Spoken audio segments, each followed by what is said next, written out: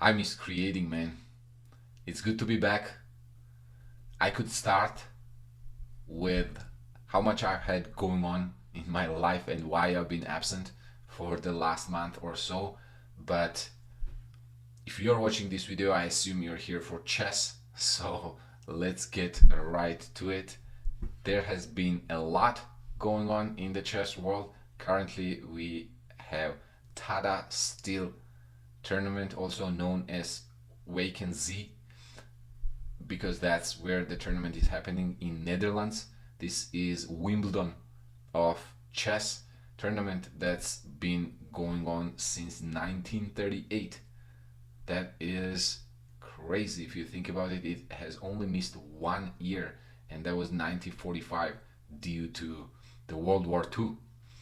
And since then, not a single year missed. That is, I believe, the only chess tournament. Okay, so it's gotta be the most historical for sure. All the strong players usually participate in this 14 player round robin, and most wins apparently are held by Magnus Carlsen, 8 wins. Then we have Vichy with 5 wins, Max Euwe, legend of Dutch chess, and then Aronian, Korchnoi, Portes, Gary Kasparov, only 3 wins. Okay, this year's tournament, let's move right here, is quite strong. Gukesh is playing his first classical event as a world champion, and we have Fabi, we have our junior Rigaisi, who recently joined 2800 club, and I guess the only player really missing is Magnus. I believe he got married recently, so he probably had more things on his mind. So these are the players, 14 players. Fabi is number one seed, then Arjun Gukesh, Nodirbek, Wei defending champ, Pentala. I'm not sure how Pentala got here, but then we have some young players and some Dutch players, and the winner of the last year's tournament, Mendongaluk of Challengers Tournament. This personally is probably one of the tournaments that I would love to play in my lifetime. Well, obviously, Master section is going to be hard, but they have Challenger section and they also have the Open tournament. Okay. Now, for today's video, particularly, I want to focus on 2 games, more like one, that was played today by Max Warmerdam. All right, Max Warmerdam is a Dutch player.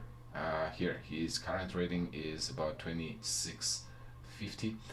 A very interesting and enterprising player, I would say, and respectable in regards his progress in the last couple of years. You can see actually a very interesting, in my opinion. Here I'm gonna increase it a little bit and show you his rating progression graph. Okay, in 2021 he was 2500.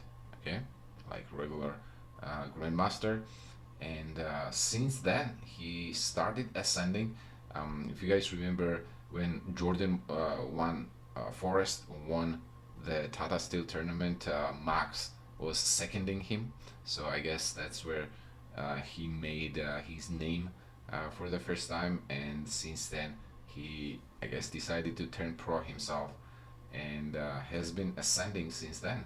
A very steady rise from 2021 to basically fast forward here to first 2023, where like 2640, and then in August of 2024 he peaked at 2679, and I think since then he had one bad tournament at the Olympiad, and now he's about 2650, but a very respectable progress over last 3 years, I would say. Now, why am I talking about Max? Okay, he played few very interesting games already. And a first game that I'll show you, today's game, January 21st of 2025, against Pentala Harikrishna. Okay, this is a game from round 4. Why do I show you this game? I want to name it Creativity Gone Wrong in the opening. This is when one side tries to uh, play creative ideas and it goes wrong. But creativity in the opening nowadays is a type of thing that is rare. And personally, when I see in a well-known position something that has not been seen before, it's always exciting. So that's why I wanted to show you this game. And plus, I play this opening myself, so it is the matter of interest for me personally, and I hope it is going to be interesting for you too. White player here we have Pentala Harikrishna, a legend of Indian chess. He's been 2750 before. Right now he's right at 2700, as you can see, 2695. All right, he starts the game with knight f3. If you have watched some of my videos, you know that I'm a big ready opening connoisseur. I have been playing ready pretty much all my life. So Max responds with d5, g3, c5, bishop g2, knight to c6. Now black wants to play e5 and take control of the center, so white does not want to allow that, so responds it with d4. Knight goes to f6, short castle e6, and we have the standard Queen's Gambit decline type of response against these ready setups.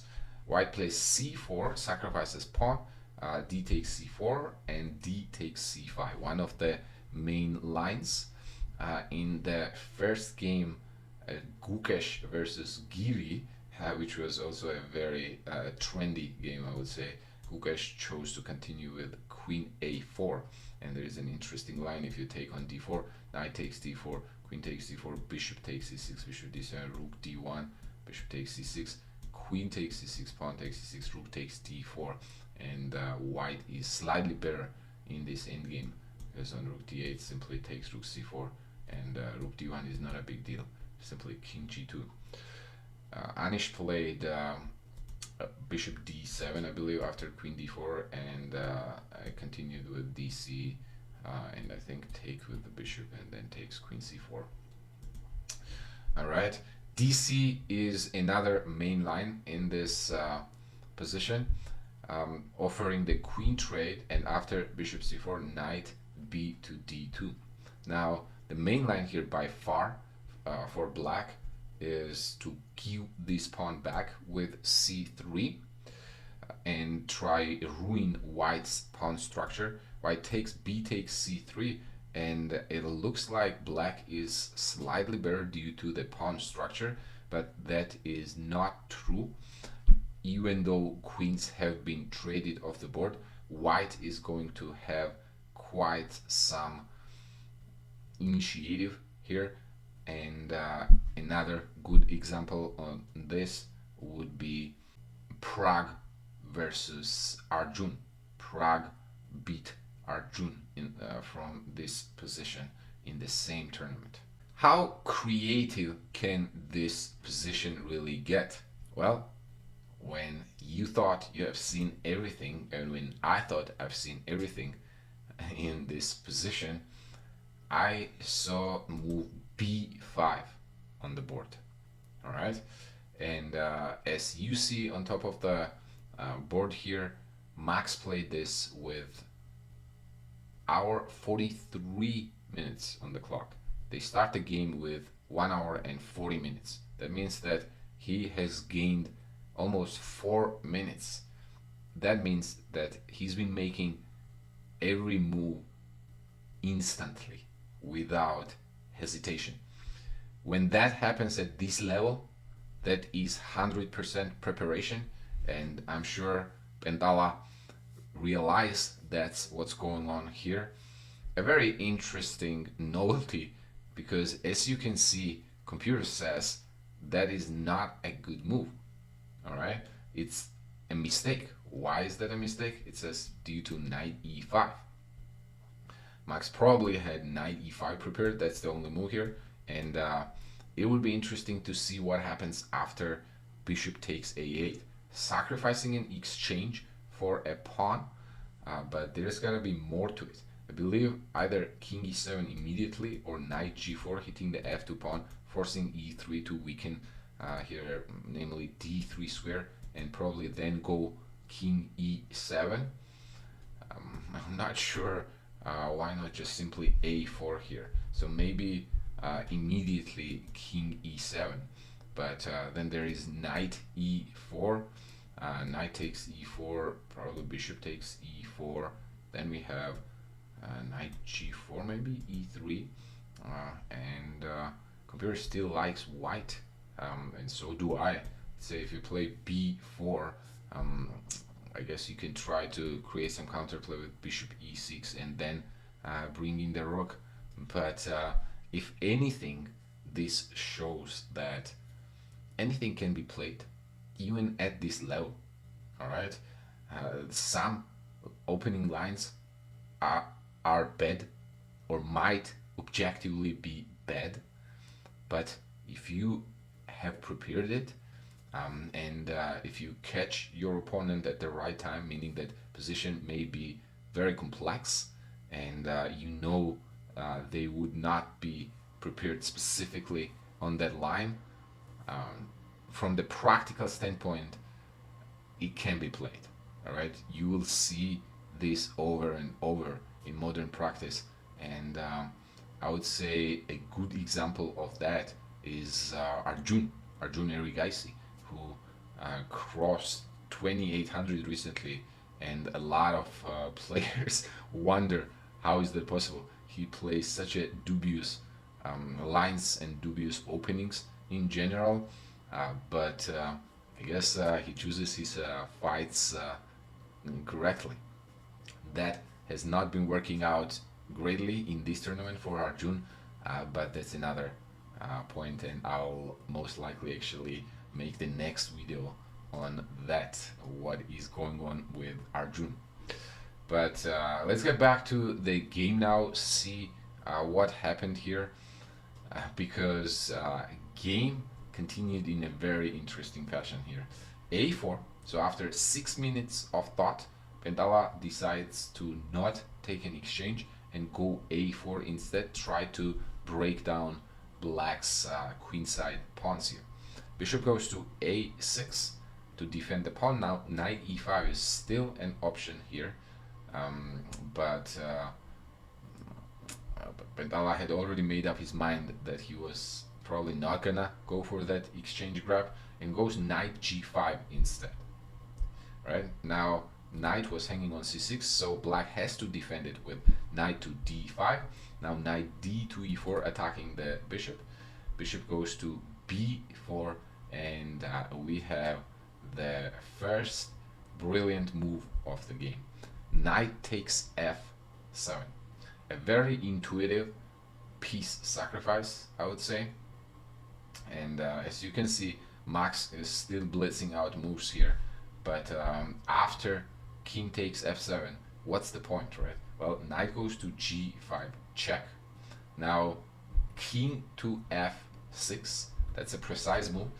What is the difference between that and king e7? Well, after king f6, knight takes e6, second brilliant move in the last 3 moves, pretty much here. Knight takes e6, now e7 square is available for the knight to defend the other knight on d5, because if king was to capture on d5, then bishop e6, bishop takes d5 here, and if let's say king to d7 or d6 gets on the d5 to defend this guy, then ab, bishop takes c4 with the discover check, attacking the bishop, and white wins. All right, so after knight takes e6, black plays knight c to e7. Looks like Max is still in his preparation, but I'm not sure what he overlooked in his preparation. A takes b5. Now bishop retreats back to b7. Because if bishop takes b5, then bishop takes d5, and now after knight d5, rook d5, this bishop would be hanging. Okay, so black doesn't have time to capture this knight. What if bishop c6? Apparently rook d4, and if you take there rook c4 and double attack, both bishops winning one of them on the next move. So black plays bishop to b7 to defend this knight, and now knight retreats back to d4. Slight inaccuracy. Computer preferred knight to g5, but at d4 I guess makes a lot of sense. Also to bring knight in the center, and now white will want to probably get the e4 going. e4 is right now a threat, and when you move the knight away, then e5 discovered attack on the bishop. So black moves the king away, rook goes to a4, putting the pressure on this bishop on b4. If you move it away, c4 pawn is hanging. So the first inaccuracy of the game, Max plays c3. Okay, now why is that an inaccuracy? Computer said that bishop retreating back and just leaving this pawn would make more sense, and if you take there knight b6. Okay, now how many pawns is that? 1, 2, 3 pawns for a piece. Okay, and computer evaluates it as slightly better for black, right? But first inaccuracy of the game, c3. Now rook to d3, attacking this pawn, and I guess also bringing it from the third rank here. If you take on b2, then bishop enters the game on the long diagonal. So black plays a5 to defend this bishop. Now b takes c3, bishop takes c3, apparently an inaccuracy.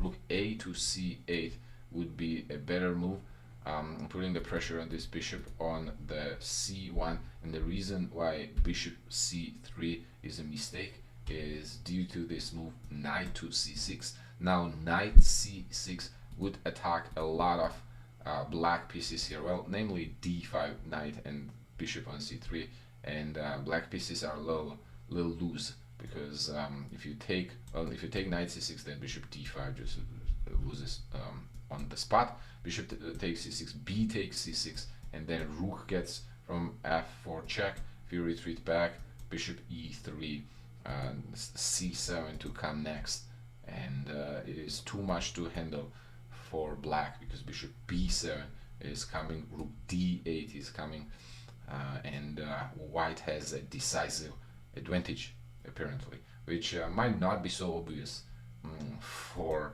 a human eye. So Pentala misses that chance, goes rook f3 check instead, and we now have the critical blunder in the game.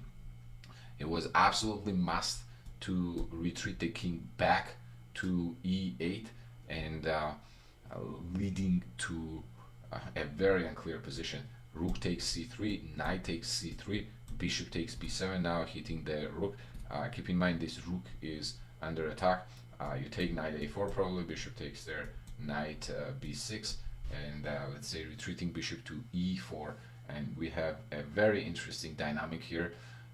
White has a bishop pair and a knight, right? So bishop pair and knight, and 2 pawns for 2 knight, rook, 2 knight and a rook. Okay, so that means that white has 2 pawns for the exchange, but bishop pair does make a difference here. I would probably pick white here still, because personally I love playing with the bishop pair, but I could definitely see how this a pawn could be very annoying. Once it gets to a4, like knight c4, it's going to be pain to keep an eye on that pawn at all times. All right, so I would personally love to see game continued here with king e8, but Max blundered with king to g6, and the blunder here is knight to c6, and this turns out to be way too much. Now, why was there not knight c6 actually after king e8? Apparently simply takes on c6 and then moving the bishop back to b4. Now, why is that not possible here? Let's see. Oh, wow. So after knight c6, bishop takes c6, apparently there is rook g4 swing, and now king is nearly made it here. King h5 the only move, then rook g5. Now you have to go king h6 takes on d5 with the check, then g5, rook d6 check, and white wins too much material here, wins the exchange back, and plus 2 pawns, attack is still going, game is over. Okay, it's like plus 6 here. So a very unfortunate miss from the Max's side here, and after knight c6, bishop to f6, there will be the final brilliant move of the game, knight to e5 check, and king gets in trouble. Okay, that's what Max missed. If king goes to h5, then there is g4 checkmate. If bishop takes e5, then rook goes to g4, king h5, rook g5, takes here with the check, then takes there as well, takes the knight as well, and the entire house falls apart for black. So Max decided to resign after knight e5. A very nice miniature by Pentala Harikrishna. Okay, I enjoyed watching this game, and I hope you did too. Alright, now before I wrap this video, I want to show you another game played by Max Warmerdam in the first round of the same tournament, because I think it falls under the same umbrella of creativity in the opening, and that was another game that I saw got my eyes wide open. Okay, and that was from the first round of the same tournament. Knight to f3. Max is playing here with white against Alexey Sarana, who has been at 2700 before and a very strong player, former European champion, and the beast all around. All right, we have Slav setup against the ready opening here, bishop to f5, c4. All right, pretty standard pawn sacrifice. White tries to challenge the center before black finishes development there and gets the control of the center. D takes c4, knight goes to a3 to attack this c4 pawn back, and there are few moves here. Okay, there is queen d5, b5 is not that good because there will be knight b5 and knight h4 attacking bishop and the rook at the same time, but e5 also is one of the main moves. Okay, now point is white cannot capture on e5 because there will be bishop takes a3, pawn takes, queen d4, double attacking rook and the knight here. Okay, now in this position, what do you think would be the most natural move that has been played pretty much at all times when this position occurred, and no-brainer for most players, but not for Max Warmerdam, man. Instead of capturing the pawn on c4, and a very interesting train of thought, I would say. Okay, Max is not playing instantly this game. Okay, as you can see, he has already spent 7 minutes on the clock. Okay, and he spends another I'm not sure exactly how many minutes, but we'll see here in a second, and goes knight to c2. Another 11 minutes of thinking. All right, that is very hard to believe that this was the opening preparation and he had spent like 18 minutes. That is unlikely, especially if you're trying to uncork a novelty like this. I don't think you would have spent that much time, because it's obvious that this is novelty and has never been played before. All right, and in the database there are no games with knight c2. Now, when I saw this, I was speechless, I would say. It is such a random idea. Knight to c2. Why would you not take the pawn on c4 and go to c2 instead? Leave that pawn on c4, right? Well, I guess, well, first my thought was that if black plays e4, he wants to keep the d4 square for the knight to attack this bishop. Okay, but then I thought, all right, let's say bishop g6, because bishop wants to retreat to defend this e4 pawn, right? Then what? Then I don't see a good follow-up for white. White probably will play b3, the sacrifice pawn here, and maybe then try to get like bishop b2 going, but analysis show white does not have enough compensation for that sacrifice pawn here. All right, so that is actually what happens in the game.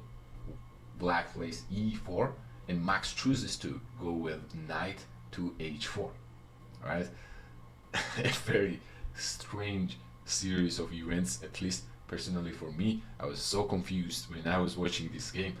What is going on? Knight to h4. Now this bishop retreats back to e6. Sarana decides to give up this pawn on e4, and then bishop takes e4, and now we're back to unclear waters, basically. So both players, I think, deserve credit here for paving the way into uncharted territory. That's always exciting for us fans to watch. And then game continued with knight f6, bishop g2. Now the question would be, what is the precise move to play against knight c2? Apparently computer says that after taking here, bishop retreating back to c8. Now why c8? Then the line goes here, if bishop e4, g5, knight f5, knight to f6. Now why not do the same thing after bishop is on e6? Let's see, g5, knight retreats back to f3, and now if you go knight to f6, there will be knight g5, right? Defending the bishop on e4 and hitting this bishop on e6. And if bishop was on c8 earlier on, knight f5 is not an option, or knight f3 is not an option either, because there is actually not f5, not knight f6, but f5 trapping the bishop on e4. Cool, right? Well, I think that is a pretty cool little detail, and wins for black. So instead of bishop e6, bishop c8, bishop back to the starting position would be the correct move. All right, and the best response to this very creative attempt by white. All right, that was what I wanted to show you. I'll go with the rest of the game relatively quickly here, because we'll see what happened in the game. Now white grabs that pawn back, retreats back, bishop c5, knight e3, and black holds on this c4 pawn, for example. There is no way to get it back. If queen c2, there will be knight b4. Queen c3 is just weird. It looks weird there. Knight d5 might be there. a5 you can't take there because bishop d4, and you get in trouble. So b3, bishop d4, rook b1. These pawns get traded, and we are in this weird dynamic equilibrium where computer says that it's right about equal, actually 0-0s, with white having pawn majority in the center and black having better development, more activity, and pawn majority on the queen side. Okay. Now white apparently at one point ended up having the little advantage, but both players played more or less solid chess from here on, and some how many moves later, some 25 moves later, game fizzled out into equality. I'll go quickly. Knight got traded for the bishop, and then another knight got traded. Black was a little better because I think queen and knight is supposed to be slightly superior to queen and the bishop, but d5 pawn right now is weak, so knight cannot maneuver around comfortably. So after some shuffling, here players agreed on a draw. Game was drawn, but I think a very creative attempt from both players, so they deserve credit for the fighting spirit, at least in my books. Cool. I hope you enjoyed these two games and a little bit of the opening creativity in these games. It's very good to be back, and I'll probably be doing more reviews of the games that I find fascinating myself. Alright, cheers. I'll catch you in the next one.